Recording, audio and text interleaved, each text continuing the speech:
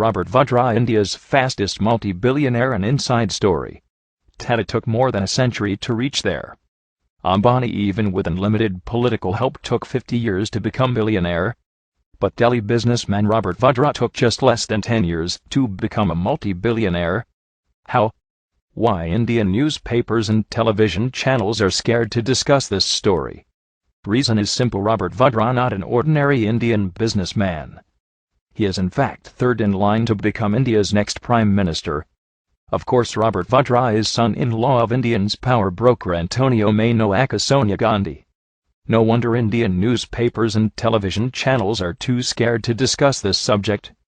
But we live in a free world. Let's freely discuss and applaud phenomenal growth of India's fastest billionaire businessman. Let's start with background of Robert Vadra from a period before his meeting his golden goose Priyanka. Robert in fact only half Indian. He was born to Rajendra and Maureen Wadhera in 1969. Rajendra Vadra hails from Uttar Pradesh and Maureen Akamikdana of Scottish origin. Before entering to India's royal family, Robert Vadra was running a recycle metal business, in simple terms collecting used industrial waste from companies and resell it, as you could imagine, not a golden egg laying business. It's quite amazing that in next 10 years he grown into multi-billionaire.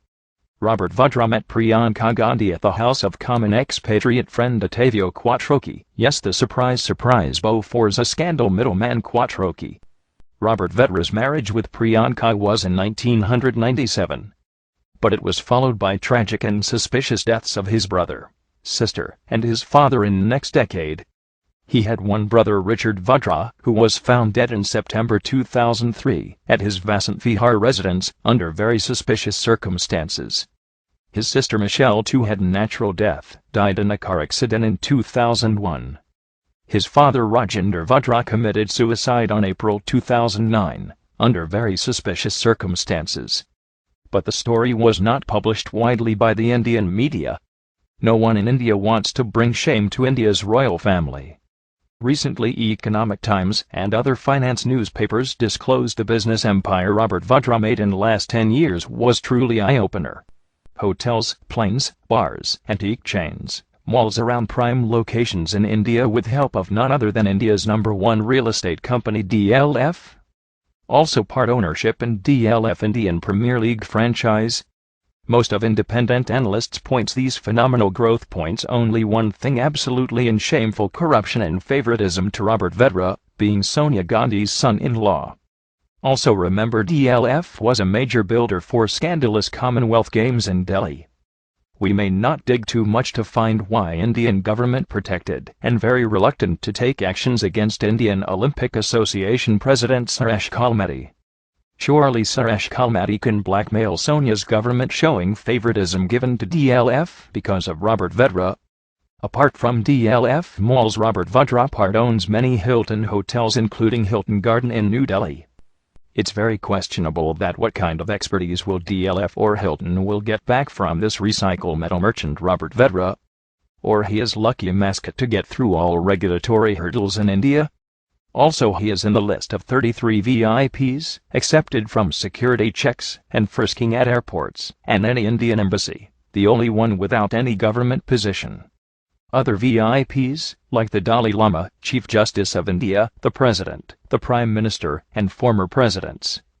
No airport frisking will be very helpful for an antique chain owner like Robert Vadra, especially when he can easily transfer invaluable Indian antiques to his Italian retail shops.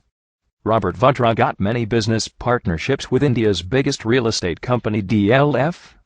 Cricket is India's next biggest money-spinning machine. No wonder Robert Vadra's association was sought by most of franchise owners.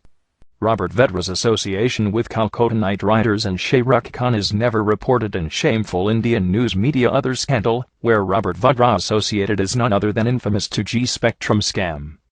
It's alleged that one of the biggest beneficiary companies, Unitech, is 20% owned by Robert Vadra. No wonder Indian government tried and still trying to derail all enquiries on 2G Spectrum scam, though many ex-ministers are in jail now. It's expected that due to involvement people like Robert Vadra, these case will never reach a decisive conclusion. After all, CBI is controlled by Indian Prime Minister Manmohan Singh, who is appointed by Robert Vadra's mother-in-law Sonia Gandhi. Media reports on Robert Vadra's association with Unitech were suppressed by media moguls in India. Other business Robert gained recent years includes prime properties all over India, especially commercial hubs, and a taxi business but for air taxis. Yes, poor man Robert owns few planes as well.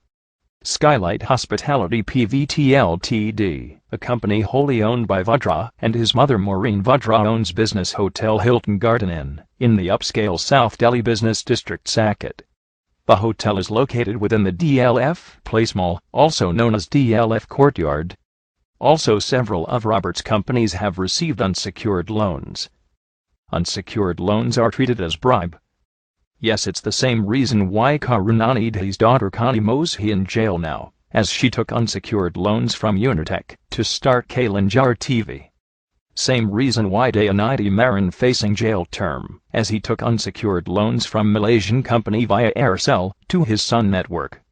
So one rule for them and another rule for India's royal family.